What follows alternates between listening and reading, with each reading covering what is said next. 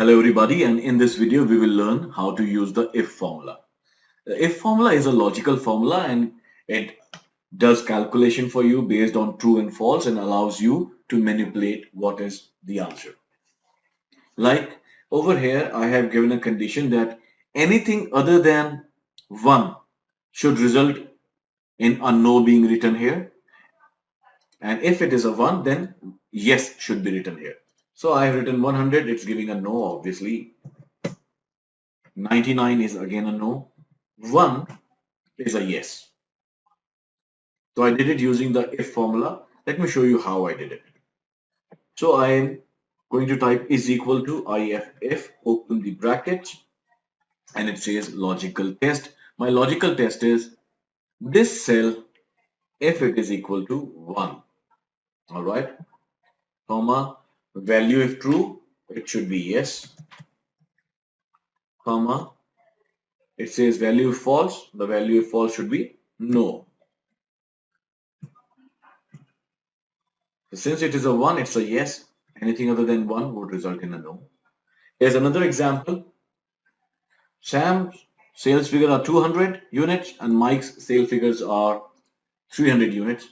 So here it is giving us Mike is better than Sam because I put in the validation. If B13, which is this cell, is greater than C13, then mention Sam's done better than Mike, else, which would mean say Mike is better than Sam.